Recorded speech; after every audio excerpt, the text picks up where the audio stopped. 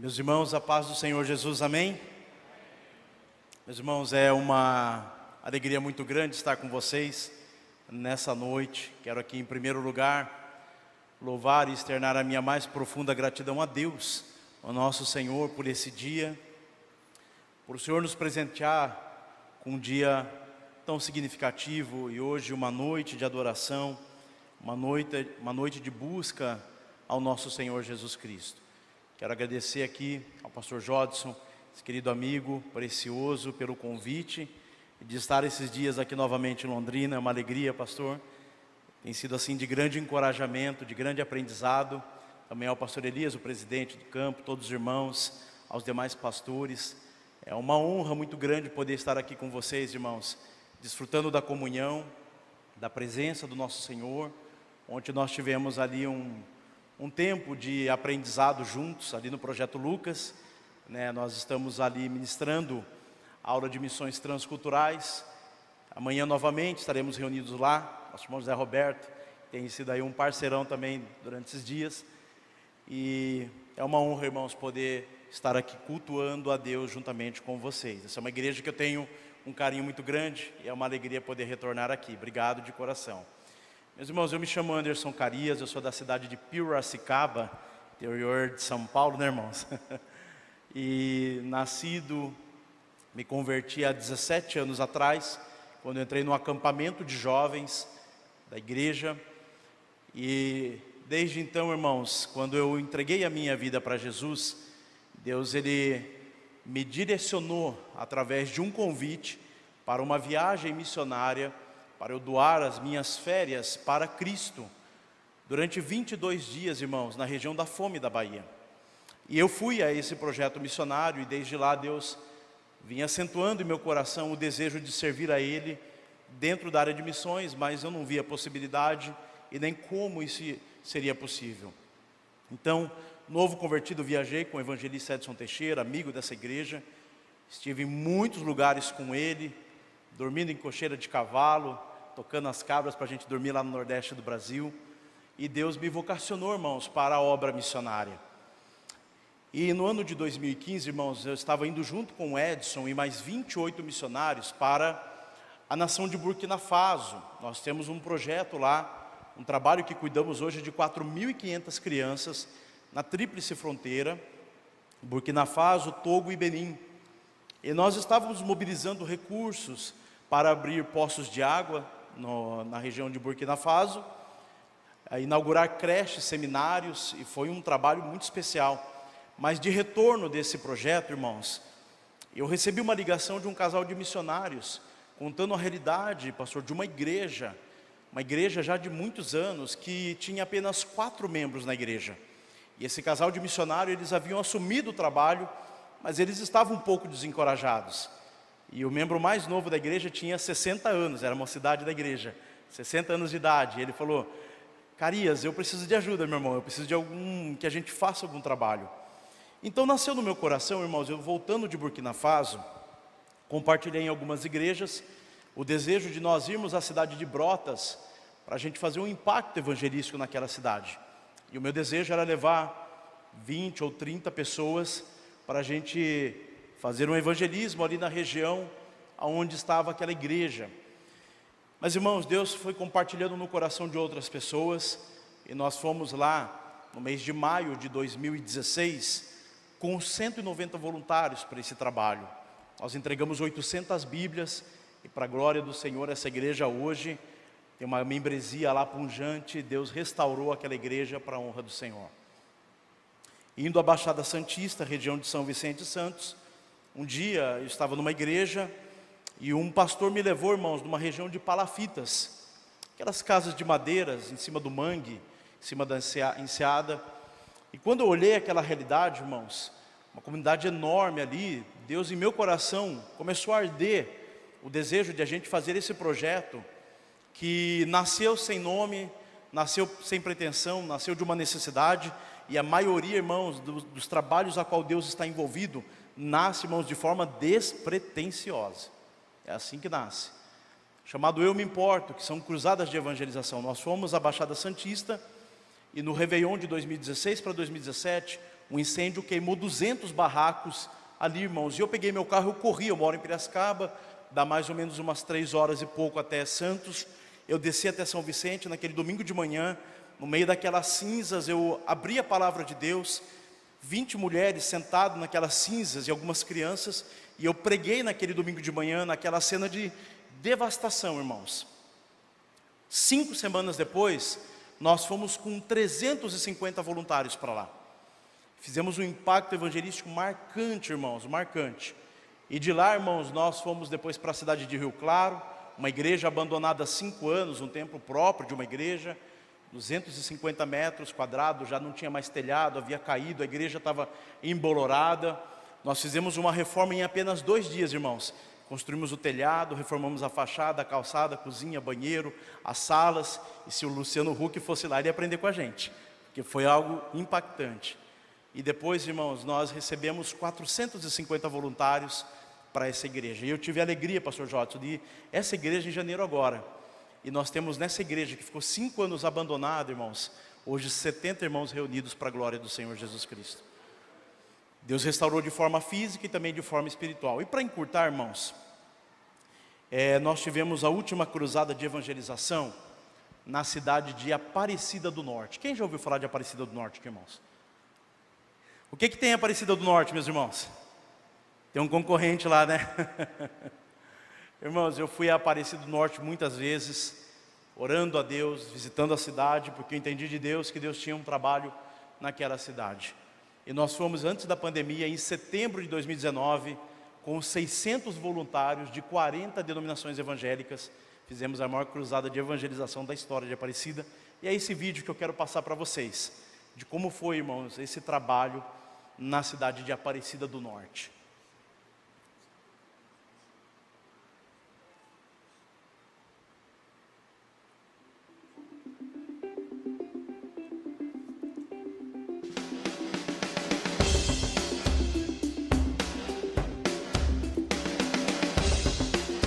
Trabalhamos com 3 frentes principais. Esse primeiro grupo que você está vendo é o grupo que sai nas ruas comigo, fazendo evangelismo de rua. Nós saímos com mais de 300 voluntários no trabalho de rua, 150 voluntários, irmãos, no trabalho infantil e mais de 150 voluntários no trabalho social lá. A gente trabalha com 3 frentes principais: o evangelismo de rua. Ali nós implantamos um trabalho que eu conheci, irmãos, na época que eu estudei na Jocum, que é uma Bíblia em cada lar. Cada lar, irmãos, que não tem uma Bíblia, nós presenteamos cada lar desse com uma Bíblia. Então, hoje a Sociedade Bíblica do Brasil, ela é parceira do projeto. Todo o material de literatura do projeto, hoje a SBB tem doado para a gente, tanto Bíblias, irmãos, quanto literatura infantil também, elas têm doado, a SBB tem doado para o projeto. Ali na mão delas, revistinhas inclusive, infantis. Paralelo a esse trabalho que acontece durante todo o dia, que é um trabalho de evangelismo, e eu sei que essa é uma igreja extremamente envolvida com evangelização, ao Projeto Lucas, é muito semelhante o que a gente faz lá. E fora isso, a gente trabalha com a parte social. Então nós temos odontólogos, psicólogos, médicos, enfermeiros, orientação, irmãos, de advogados, enfim, as mais distintas áreas para o atendimento social, que também acontece durante o dia todo. E paralelo a isso, irmãos, nós também fazemos um trabalho desde recreação com as crianças, e durante todo o dia em que há recreação, nós também fazemos cultos de evangelização com as crianças. Irmãos, nós fomos para a cidade de Tiradentes e no ano de 2018, cidade de Tiradentes é o maior complexo habitacional da América Latina. Nós alcançamos 1.000 crianças lá para a glória do Senhor. Total de 6.000 pessoas alcançadas. E aí, no culto à noite, na Praça Kennedy, a Praça da Bíblia em Aparecida, que é o corredor central que liga a Basílica à cidade, nós fizemos o culto de adoração lá ao nosso Senhor Jesus Cristo. Cada pessoa que entregou a sua vida para Jesus recebeu uma Bíblia. Ali nós entregamos também toneladas de alimento para a população. E foi um trabalho, irmãos, muito especial. Além disso, como resultado, irmãos, posterior, nós recebemos ainda o convite de 56 famílias de Aparecida para receber uma visita pastoral em seu lar, irmãos.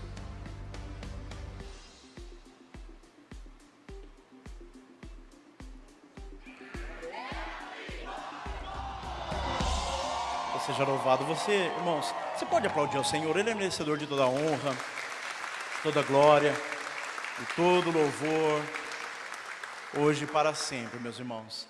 Esse projeto, irmãos, ele nasceu no coração do Senhor. E eu cheguei agora, irmãos, essa semana, de uma pesquisa de campo, e eu apresentei esse vídeo porque eu preciso das orações dos irmãos. Nós estamos indo agora, após a pandemia, retomando a cruzada. E nós carecemos das orações, meus irmãos, porque nós vamos levar centenas de voluntários para a região do Vale do Ribeira, que é a região mais carente do estado de São Paulo, divisa com o Paraná. Ali está a concentração, irmãos, das cidades com os menores IDHs do estado de São Paulo. E nós carecemos muito das orações dos irmãos. Quem que pode orar por esse projeto, meu irmão? Ore por nós carecemos das orações de todos os irmãos. Meus irmãos, abra sua Bíblia, por gentileza, em Mateus capítulo 13.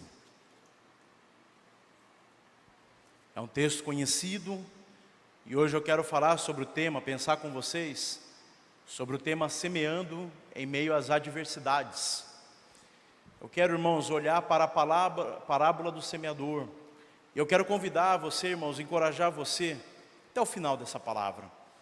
Às vezes, irmãos, é muito mais fácil a gente pregar num texto que a gente pouco conhece, falar de uma área que às vezes é pouco tratada, e às vezes é muito difícil a gente voltar em temas, e principalmente, irmãos, voltar em textos que nós conhecemos muito bem. Mas eu quero encorajar o seu coração, irmãos, para que a gente possa tirar aplicações pessoais para a nossa vida hoje, dessa parábola a qual Cristo revelou aos seus discípulos e aos seus ouvintes, acerca, irmãos, de como o reino de Deus, ele é implantado na terra. Acompanhem comigo a parábola, irmãos. Verso 1 diz assim: naquele mesmo dia, Jesus saiu de casa e assentou-se à beira-mar. Reuniu-se ao seu redor uma multidão tão grande que, por isso, ele entrou num barco e assentou-se. Ao povo reunido na praia, Jesus falou muitas coisas por parábolas, dizendo: o semeador saiu a semear. Enquanto lançava a semente, parte dela caiu à beira do caminho, e as aves vieram e a comeram. Parte dela caiu em terreno pedregoso, onde não havia muita terra, e logo brotou, porque a terra não era profunda. Mas quando saiu o sol, as plantas se queimaram e secaram, porque não tinha raiz. Outra parte caiu entre os espinhos, que cresceram e sufocaram as plantas. Outras ainda caiu em boa terra, e deu boa colheita, a 100, a 60 e a 30 por um. Aqueles que têm ouvidos para ouvir, ouça. Agora, irmãos, venha comigo na explicação da parábola, verso 18, Mateus 13, verso 18. Portanto, ouçam o que significam a parábola do semeador. Quando alguém ouve a mensagem do reino e não a entende, o maligno vem e arranca o que foi semeado em seu coração. Esse é o caso da semente que caiu à beira do caminho. Quanto à semente que caiu em terreno pedregoso, esse é o caso daquele que ouve a palavra e logo a recebe com alegria. Todavia, visto que não tem raiz em si mesmo, permanece pouco tempo. Quando surge alguma tribulação ou perseguição por causa da palavra, logo a abandona. Quanto à semente que caiu entre os espinhos, esse é o caso daquele que ouve a palavra, mas as preocupações, a preocupação desta vida e o engano das riquezas a sufoca, tornando-a infrutífera. E quanto à semente que caiu em boa terra, esse é o caso daquele que ouve a palavra e a entende, e dá uma colheita de 100, 60 e 30 por um. Só que eu quero analisar, irmãos, esse texto. A Bíblia fala que os três evangelhos de Mateus, capítulo 13, Marcos, capítulo 4 e Lucas, capítulo 8, são os três relatos bíblicos da mesma parábola. Só que tem algumas palavras, irmãos, que aparecem em Marcos e que são omitidas no texto de Mateus. Outras palavras que estão presentes no texto de Lucas e que não aparecem no texto de Marcos, tampouco no texto de Mateus. Eu quero juntar essas três parábolas para que a gente tenha uma visão acerca de uma das maiores revelações a qual Cristo havia ensinado para os seus discípulos e para a multidão que lhe ouvia à beira do mar. Quando o texto começa no verso 1, ele começa dizendo: naquele dia. Que dia foi esse? Esse foi o dia em que Cristo inaugurou, irmãos, a pregação por parábolas. Até então, Jesus havia feito comparações no mesmo Evangelho de Mateus, mas é nesse dia em que Cristo começa a ensinar por meio de parábolas. E a parábola é você ocultar daqueles que têm preguiça ou preconceito de algo e revelar àqueles que têm um interesse genuíno pelo conhecimento. Então a parábola, ela cega o entendimento daqueles que não creem e ao passo que ilumina a mente daqueles que creem. E Cristo começa agora a ensinar por meio de parábolas, mas esse dia também, ele é marcado, irmãos, porque é o dia em que o ministério de Cristo, ele começou a provar de grande oposição durante os seus 3 anos de ministração. Até Mateus capítulo 12, nós vemos, irmãos, que Cristo ele é bem recebido nas sinagogas. Cristo é bem recebido pelo povo. Ele é tido como um grande sábio, um rabino, um mestre.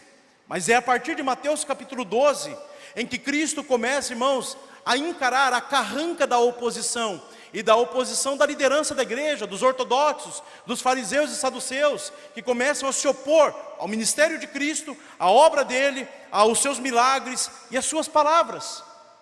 E diante de tamanha oposição, a ponto de Cristo curar e libertar, e chamar de que Cristo estava expulsando demônios por meio de Beelzebu, isso atemoriza o coração dos discípulos, pensando eles, se eles enfrentam tamanha oposição a ele, Cristo Jesus, o que será de nós? Qual é o tipo de oposição que nós vamos enfrentar? Então Cristo, irmãos, ele introduz em Mateus 13, 7 parábolas, e são conhecidas as parábolas do reino. Agora Cristo começa a mostrar para os discípulos como o reino de Deus seria implantado sobre a terra, e qual seria o triunfo final do seu reino. E Cristo começa, irmãos, mostrando como o reino de Deus nasce na terra. Irmãos, a primeira coisa, como é que o reino de Deus não nasce? O reino de Deus, irmãos, não nasceu implantado no palácio de César, tampouco com o poder e a força da guarda pretoriana. O reino de Deus não é descido e introduzido sobre a terra por força da ONU, ou de poderes e políticos, ou de nações poderosas. O reino de Deus não é introduzido à força militar, não. O reino de Deus nasce quando um coração se abre para a palavra de Deus. Quando Deus introduz o reino dele sobre a terra, Deus não procura os homens poderosos da terra, Deus procura os pequeninos de bom coração, para lá semear o seu reino. Ao contrário de toda a lógica humana, ele começa dizendo que o reino de Deus, ele nasce no coração humano. E a parábola mostra, irmãos, apesar de a parábola ser chamada a parábola do semeador, ela poderia ser chamada a parábola dos solos, ou a parábola do coração. Porque Cristo mostra, irmãos, 4 disposições de coração diante da palavra de Deus. A palavra vai dizer, os elementos da parábola são: primeiro, o semeador, que é o pregador, o evangelista, aquele que semeia a palavra. Depois a palavra diz que é a semente, que é a palavra de Deus. Depois a palavra de Deus vai dizer que existem 4 tipos de solo. O primeiro solo é o quê? À beira do caminho, que é o coração endurecido. Depois ele diz que existe um solo que é um terreno pedregoso. E a visão aqui são as planícies de calcário, irmãos, da Galileia, em que uma longa planície de rocha tinha uma fina camada de terra sobre ela. Está falando dos corações superficiais. O terceiro solo, que é o solo dos espinhos, está falando sobre um coração dividido. E o quarto solo é o coração bom, o coração preparado, o coração aberto para o mundo espiritual e para o poder da palavra de Deus. Existe mais um elemento que aparece no primeiro coração, que é as aves do céu. E em Mateus capítulo 13 diz que ali é o maligno que age. Em Marcos e Lucas vai dizer que é o diabo que age. Então notem vocês que a parábola está falando de 4 tipos de corações. E a explicação da parábola vai dizer o seguinte, que o semeador, ele saiu a semear, e enquanto lançava, verso 3, a palavra, a semente, parte dela caiu à beira do caminho, e as aves vieram a comer. E a explicação diz, portanto, ouça o que significa, verso 19. Quando alguém ouve a mensagem do reino e não a entende, Lucas capítulo 8 acrescenta, não a entende para que ela não seja salvo. Diz o texto, o maligno vem e arranca o que foi semeado em seu coração. Lá em Marcos vai dizer que o terreno duro, esse terreno endurecido, também foi pisado. Então ele acrescenta a palavra pisado. E aqui é a figura, irmãos, do semeador que sai a semear a palavra de Deus, o semeador que está semeando a semente. E no caminho aonde ele está semeando, uma parte da semente cai nela. E esse é um terreno pisado, um terreno em que eles caminham. E por isso a terra não está preparada para receber a palavra. Então a palavra ela cai sobre um solo endurecido. E aí a Bíblia diz que o maligno observando, ele vem e arranca o que foi tirado. Meus irmãos, a primeira coisa que a gente precisa entender é que o diabo ele não é passivo à obra que Deus vai realizar ou está realizando na sua vida. Irmãos, o diabo ele não é passivo ao trabalho que Deus quer realizar na sua vida, no seu coração e na sua família. Aqui o inimigo ele age porque ele percebe a dureza do coração. Talvez o orgulho, talvez o preconceito, talvez a soberba, talvez as frustrações, as vicissitudes da vida fez com que essa pessoa endurecesse o seu coração a ponto de ela não ter nenhum, irmãos, interesse pela vida espiritual.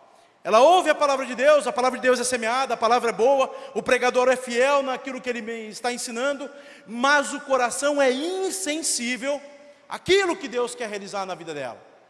Então o texto diz que percebendo o maligno que o coração do homem é duro, ele trata, e você vai ler lá em Marcos, acrescenta uma palavra, ele diz, o maligno vem e logo arranca a semente. Meus irmãos, o diabo ele não é apenas opositor do que Deus quer realizar na sua vida. Ele é ágil, ele é apressado, porque ele sabe que se a palavra entrar no coração, a palavra de Deus tem poder de mudar o solo daquele coração. Então perceba vocês que quem está com pressa aqui é o diabo, e quem é tardio aqui é o coração. É um coração duro para as coisas espirituais. Então aqui esse coração endurecido, ele não entende a palavra, e lá em Lucas diz, ele não entendendo, ele não é salvo. Irmãos, essa é a pessoa que passa pela igreja, passa pelo projeto, passa pelas nossas vidas, passa pelas nossas casas. Ela ouve a palavra, ela é exposta à palavra de Deus, mas é como que se o seu coração endurecido bloqueasse a sua mente de entender a palavra de Deus. E aí a Bíblia diz então, que é arrancado dele, a semente é arrancado dele, e essa pessoa então, ela não é salva, porque a palavra não entrou em seu coração.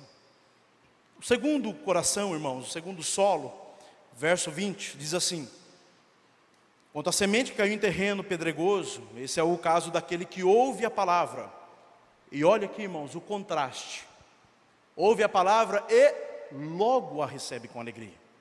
Perceba o contraste, irmãos, de Marcos, quando ele acrescenta que é o diabo que trata com agilidade, é o diabo que age, irmãos, rapidamente para tirar a palavra.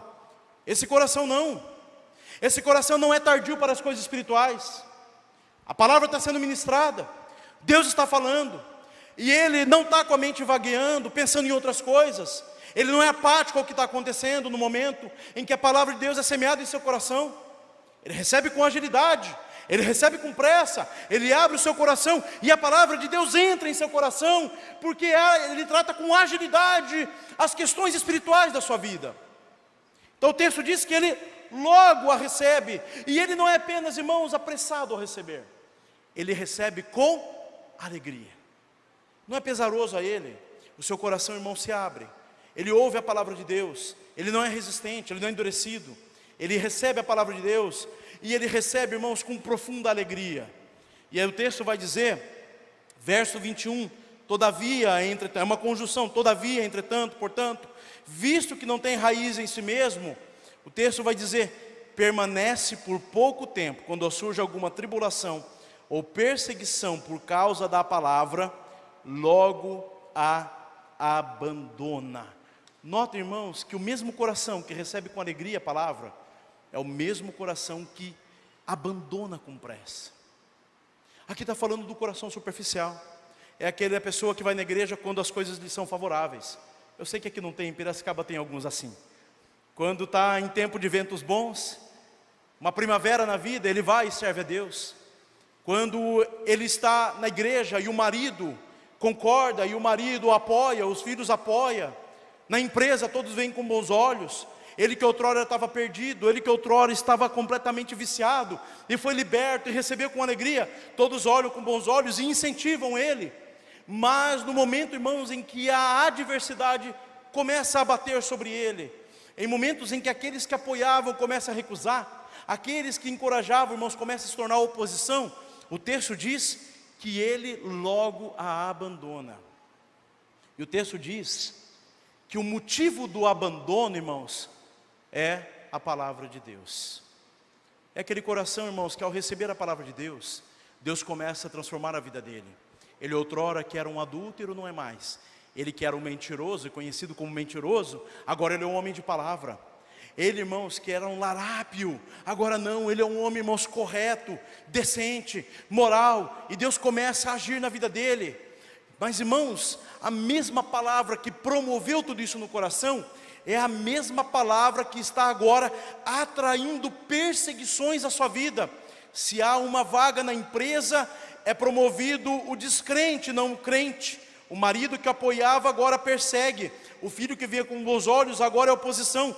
Tudo começa a compor contra essa pessoa, e essa pessoa agora, ela vai dizer o texto que ela logo a abandona, ela cresce na igreja, ela começa a receber de Deus dons, e ela começa a ser transformada, e ela começa a se tornar uma árvore frondosa, e todos olham, uau, que obra Deus está fazendo na vida dessa pessoa. Mas, irmãos, na pressa em que ela recebe a palavra, quando as vicissitudes vêm contra a vida, ela abandona a Deus e aquilo que Deus está fazendo no seu coração.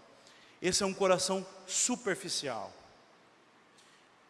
Se ele está na igreja, à frente do departamento, ele apoia, mas se não é ele, ele desiste. Qual é esse tipo de pessoa, irmãos? Ou é só lá em Piracicaba? Quando tudo lhe é favorável, irmãos, ele é uma bênção, mas quando as adversidades vêm, irmãos, ele é marcado, irmãos, por muitos começos e nada de conclusão. Começa tudo e não termina nada, idealiza tudo, mas não realiza nada, porque o que marca a vida dessa pessoa é a desistência, é o abandono, é o coração superficial. Mas essa pessoa não vai ficar na igreja, irmãos. O que me preocupa, irmãos, é o terceiro coração. O texto vai dizer aqui, verso 22, acompanhe comigo. Quanto à semente que caiu entre os espinhos, esse é o caso daquele que ouve a palavra, mas as preocupações desta vida e o engano das riquezas sufocam, tornando-a infrutífera. Aqui, irmãos, não está falando de um coração duro, tampouco superficial. A palavra original está falando de lealdades concorrentes. A ideia aqui é que a palavra, o terreno que fora preparado para receber a palavra, uma parte que caiu no caminho, outra caiu na planície de pedra, onde havia uma fina camada de terra, porque não tinha raízes. E agora há um terreno onde está semeado espinhos, e a Bíblia declara pelo menos 3 espinhos que estão presentes nesse solo. Mateus 13 fala de 2, Lucas 8 fala dos 3 espinhos que estão presentes. Ele vai dizer que, em primeiro lugar, as preocupações dessa vida. Depois ele diz, pelas riquezas, ou seja, o desejo do enriquecimento. E depois ele diz os prazeres dessa vida. 3 espinhos que estão atuando no coração dessa pessoa e está sufocando. A planta nasceu, brotou, deu folhas, deu flores, germinou. E aí você vai para Mateus capítulo 13, diz o texto, infrutífera, não saiu fruto. Você vai para Marcos capítulo 4, diz, infrutífera, não saiu fruto. Mas você vai para Lucas capítulo 8, não diz infrutífera, diz o fruto não amadureceu.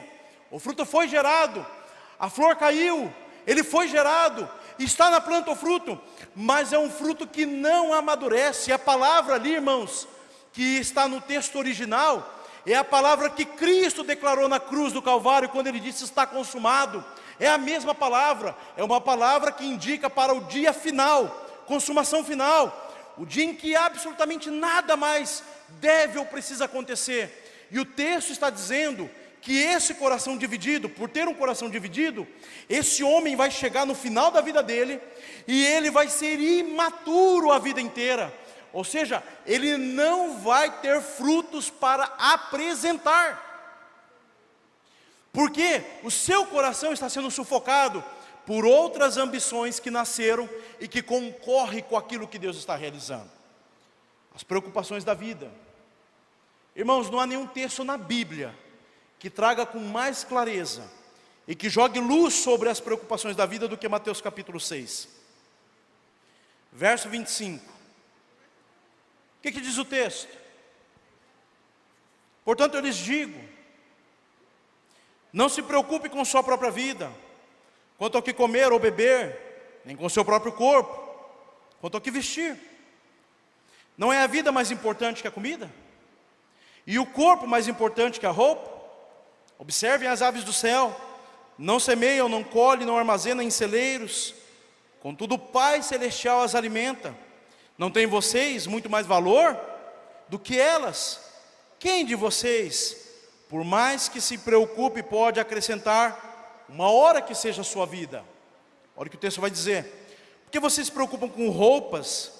Veja como crescem os lírios dos campos, eles não trabalham, não tecem. Contudo eu lhes digo, que nem Salomão em todo o seu esplendor, vestiu-se como um deles.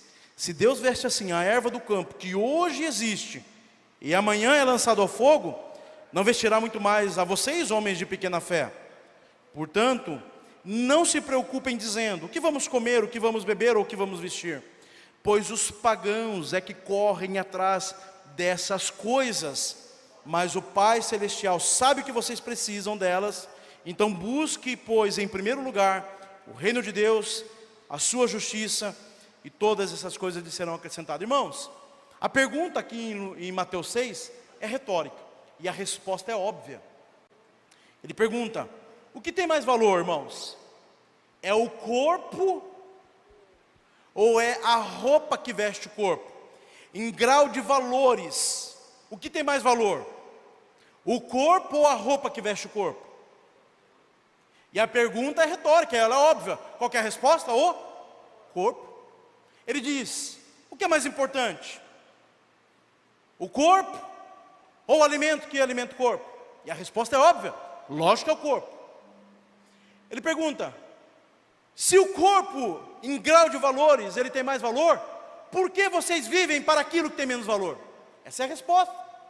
O questionamento de Jesus é, por que o corpo tem mais valor? Porque é o corpo, irmãos, que planta, que cega e que prepara o alimento para que ele coma. É o corpo que tece o fio e prepara a roupa e veste o corpo. Por isso o corpo tem mais valor. E se o corpo tem mais valor do que as roupas, do que aquilo que a gente come, por que a gente vive como os pagãos, que vivem para essas coisas? E a resposta de Jesus é óbvia, vocês não serão conhecidos por viver dessa maneira. Vocês buscarão o reino de Deus, a sua justiça, e aquilo que os homens vivem e morrem para ter, eu dou de graça para você. Você não vai ter como centro das suas volições a busca por aquilo que vai te satisfazer nessa terra, pela roupa de marca, pelo tênis de marca. Nada disso vai estar no centro das suas volições.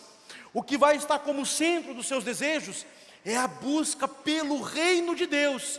E tudo aquilo que os homens vivem e morrem para ter, eu dou de graça para vocês. Então esse é um dos espinhos que está atuando no coração desse homem. E esse espinho é um dos que está sufocando o que Deus quer fazer no coração desse homem. Mas não para por aí, irmãos. Dá para piorar. Vem, irmãos, em 1 Timóteo capítulo 6, por gentileza. Porque a Bíblia vai dizer que um segundo espinho que está no coração desse homem, meus irmãos, É a ambição pelas riquezas, o desejo de enriquecimento. E também creio que não haja na Bíblia nenhum texto tão claro como 1 Timóteo 6, verso 3. O título é claro: o amor ao dinheiro. Verso 9 diz assim: os que querem ficar ricos caem em tentação, em armadilhas e em muitos desejos descontrolados e nocivos, que levam os homens a mergulharem na ruína e na destruição, pois o amor ao dinheiro é a raiz de todos os males, e algumas pessoas, por cobiçarem o dinheiro, desviaram-se da fé e se atormentaram com muitos sofrimentos. Olha o cenário que Paulo diz. Em primeiro lugar, aqueles que caem na tentação do enriquecimento. Irmãos, eu não estou pregando aqui pobreza. Irmãos, você ser próspero é uma bênção, você prospera o reino de Deus. Mas o texto está falando que o que está no coração desse homem, e que está concorrendo com aquilo que Deus está realizando, é um espinho chamado a ambição do enriquecimento. Ou seja, no centro das volições e de desejos desse homem, o desejo de enriquecer sufoca aquilo que Deus quer fazer. É o segundo espinho do coração. E Paulo vai dizer que os que estão com essa ambição no coração caem em tentação, segundo, em armadilhas, e em terceiro, desejos descontrolados e nocivos que levam homens a mergulhar em ruína. Sr. Jodson, há uns anos tive um privilégio. Um irmão me deu um presente de passar o Réveillon em Paraty. Era um dono de um hotel e falou: meu irmão, quero te abençoar, quero que você venha aqui. E aí, irmãos, eu fui fazer um passeio de escuna. E aí, em alto mar, eles deram snorkel, pé de pato, falou assim: agora você mergulha. Eu fiz natação, falei: tá tranquilo. Irmãos, eu mergulhei e comecei a afundar. Quando eu olhei para cima, aquele paredão de água, eu fiquei pensando: se der uma cãibra aqui, vai ser difícil. Irmãos, mergulhar em mar aberto não é algo fácil, é algo para profissional. O que dirá mergulhar em ruínas? Qual que é a ideia de Paulo?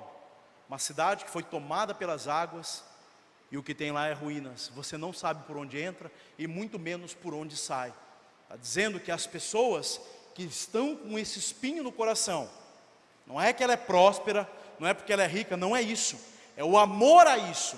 Isso está no coração dele. Isso está agindo para sufocar aquilo que Deus está realizando na vida dela. E o terceiro, irmãos, é os prazeres desta vida. Irmãos, tem muita coisa que é prazerosa e não é pecado, irmãos. Mas tem muitas coisas, irmãos, que é extremamente prazeroso, mas quando feito fora dos princípios bíblicos, se torna pecado. Esse homem, ele vivia dando-lhe aos prazeres. Está dizendo que esse homem, em primeiro lugar, se preocupa demais com a vida. Em suas preocupações está o desejo de enriquecer, e o enriquecimento é para que ele viva de delícias nessa terra. E é isso que está sufocando aquilo que Deus está realizando. Os três espinhos que estão sufocando o coração desse homem são prazeres legítimos, irmãos, que quando dentro da vontade de Deus, estabelecida por Deus, cumprindo os princípios de Deus, e os propósitos de Deus não se tornam pecados, mas quando isso está no coração, concorrendo para aquilo que Deus quer realizar, esses desejos, esses espinhos, sufocam aquilo que Deus está querendo realizar no coração desse homem, a ponto de ele chegar no dia final da sua vida, e ele não ter um fruto digno de justiça para entregar ao nosso Senhor. É sobre esse coração que mais me preocupa, porque os dois primeiros, irmãos, não ficam na igreja, mas o terceiro está na igreja, e essa pessoa, ela é rodeada de desejos, que faz com que ela não cresça e amadureça na fé. Irmãos, a nossa igreja, Brasil, irmãos, nós somos uma igreja imensa, que todos os anos, irmãos, milhares de pessoas professam como a Cristo. Na Europa, o movimento é o contrário, mais e mais pessoas são menos confessionais. América do Norte, a mesma realidade, mas no Brasil não. Irmãos, a nossa igreja é como um grande oceano, mas com um palmo de profundidade, pouca raiz, pouca profundidade, imaturidade. Irmãos, esse tipo de coração, ele é adepto a qualquer novidade no mercado da fé, abraça qualquer realidade.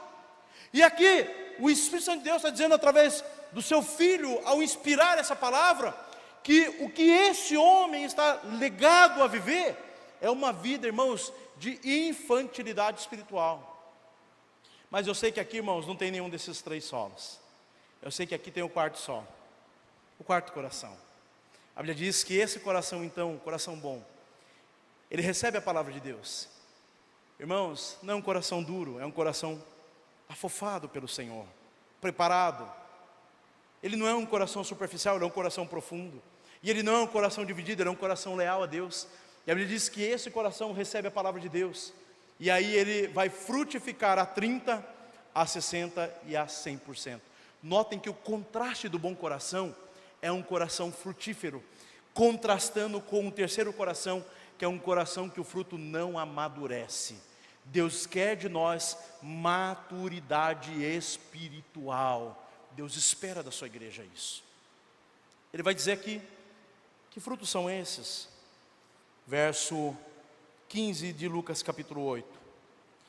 Um coração bom, bondade no coração, generosidade e perseverança. Se há 3 espinhos sufocando aquele coração, aqui, irmãos, há 3 frutos enriquecendo a igreja de Cristo Jesus. Eu li recentemente o livro do Billy Graham, em minhas últimas palavras, e a introdução, o prefácio de Rick Warren diz algo extraordinário.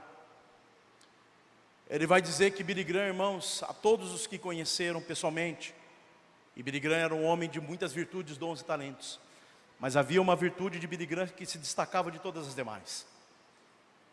Billy Graham era a bondade de Cristo na terra. Meus irmãos, nós precisamos cultivar um bom coração. Não apenas isso, generoso, não apenas generoso, uma generosidade perseverante. Só que a parábola do semeador, irmãos, Jesus queria aplicar 2 verdades. A primeira verdade é como o reino de Deus nasce no coração. Qual coração? Coração bom. A palavra parábola do semeador não fala de quantidade, de 100, de 30 ou de 60. A parábola do semeador fala de qualidade de coração. Não está falando de quantidade de frutos. A um Deus vai chamar, irmãos, e ele vai frutificar 100. Ele vai ser uma bênção para o mundo. As nações receberão do fruto do seu trabalho, do fruto da sua maturidade espiritual, da sua vida cristã, outros a 60. O Brasil vai ser abençoado pela vida dessa pessoa, outros a 30. Londrina vai ser abençoado pela vida e testemunho dele. Mas a parábola não fala sobre quantidade, ela fala sobre qualidade de coração. O que Deus espera de nós, qualidade de coração. Mas a segunda verdade que Cristo quer imprimir, não é só aos ouvintes, mas aos seus discípulos. E aqui uma palavra a vocês, pastores e pregadores, que estão envolvidos, irmãos, com a obra do Senhor. Essa parábola é uma palavra de encorajamento aos discípulos. Em primeiro lugar, irmãos, haverá oposição ao seu trabalho de semeadura. Haverá oposição. Há momentos, irmãos, assim como os apóstolos, passaram por profundo tempo de desalento e de sabor no ministério. Mas a parábola, irmãos, ela primeiro imprime uma verdade. E os discípulos estavam, irmãos, tentando entender o ministério de Cristo. Porque as multidões se aproximavam de Cristo, mas muitos vinham para ouvi-lo, mas poucos ficavam para ser transformados. Segunda coisa, muitos se aproximavam com interesses próprios. Eles queriam ser curados, abençoados, e recebiam de Deus a dádiva do Senhor, e abandonavam a Cristo. O que crescia, irmãos, em Mateus capítulo 12, não era o número de adeptos, de seguidores. O que crescia aqui era a oposição da igreja ortodoxa, dos líderes. O que estava crescendo aqui era a oposição ao ministério de Cristo, a ponto de os apóstolos agora olharem e se questionarem. Mas, irmãos, escute o que eu vou dizer. Você que está envolvido com a obra do Senhor, a parábola nos encoraja dizendo que sim, uma parte pode cair num coração duro, outra num coração superficial, talvez num coração dividido, mas a grande parte das sementes, irmãos, quando o semeador sai a semear, ela vai cair num coração bom. Nós não sabemos quando ela vai frutificar, não sabemos quando ela vai, irmão, germinar. Nós olhamos para os carvalhos, aquelas árvores imensas, e quantos anos demoram para chegar àquele ponto? Uma palavra de encorajamento, irmãos, aos discípulos dizendo: a colheita, ela é segura, ela é real, e ela vai acontecer. Dedique-se naquilo que Deus te chamou. E por último, irmãos, nós não sabemos, irmãos, em qual coração semeamos. Não sabemos. Herbert Guy, um escritor, prolífero escritor britânico, metodista, que viveu do ano de 1901 a 1977. Em um de seus livros ele conta um relato extraordinário. Ele conta sobre a história do solitário ancião Thoman. Thoman viveu por muitos anos e todos seus amigos haviam morrido. E esse relato aconteceu durante o período da guerra. Se coloque em pé um momento, irmãos. Herbert Lee, irmãos, vendo que esse homem era solitário e que nenhum amigo ele tinha mais, quando ele morreu, ele preocupado de esse homem ser sepultado sem ninguém, ele servia na igreja metodista. E para sua surpresa, quando ele chega, irmãos, diante do cemitério, da porta do cemitério havia um homem, um soldado na porta do cemitério. Ele olhou, um dia chuvoso, na Inglaterra, os dois entraram em silêncio e se debruçaram diante do esquife daquele homem, daquele velho senhor. E no momento em que ele foi descido à sepultura, aquele soldado então se levantou e em honraria prestou continência àquele homem, e até o esquife descer ele se levantou, deu um passo atrás e voltou, e ele agora perguntando para ele, o que lhe trazia ali? E ele disse, certamente o senhor não faz ideia, mas quando eu era criança, senhor Thoman, ele foi meu professor de escola bíblica, e eu fui uma criança terrível durante esse período. Nesse momento ele relata no livro que um vento bateu, e a sua capa de chuva, o seu jaleco de chuva abriu, e ele viu um monte de insígnias no peito daquele homem. Era um brigadeiro da Real Força Aérea Inglesa, que lutava no fronte contra os alemães. Ele virou para aquele homem e disse, eu devo a esse homem, que na minha infância, lutou e semeou no meu coração, sementes que vieram frutificar muito tempo depois. Meus irmãos, nós não sabemos em qual coração semeamos a palavra de Deus. E não sabemos até onde esses frutos podem chegar. Aquele homem nunca soube o que aconteceu com aquela criança, que dava problema na escola bíblica. Mas ele estava lá para prestar a última homenagem àquele homem que marcou o caráter de Cristo na sua vida para sempre. Pai, nós rendemos graças ao Teu santo nome, Senhor.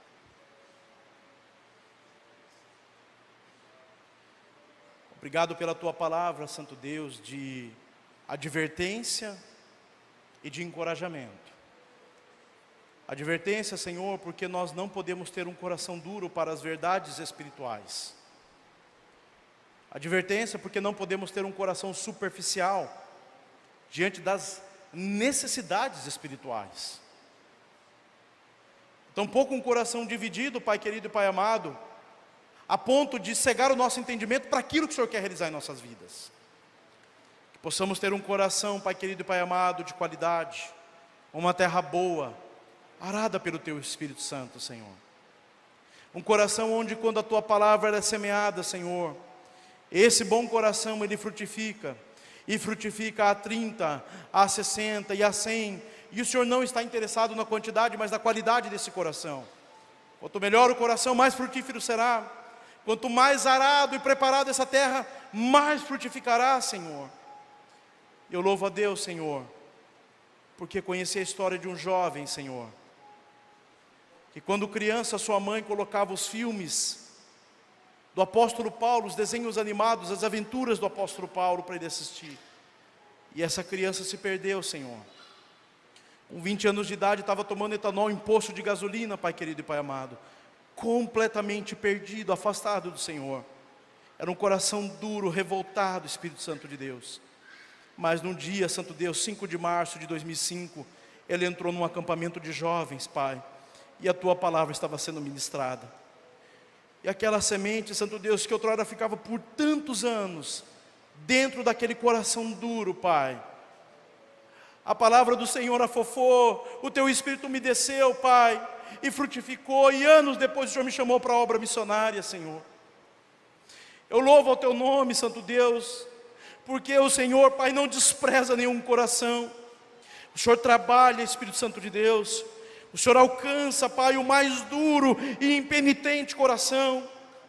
O Senhor não desiste de absolutamente ninguém, como o próprio Paulo declara: pois eu era o pior de todos os pecadores, mas por isso mesmo fui escolhido, para mostrar por meio de mim a insondável bondade de Deus.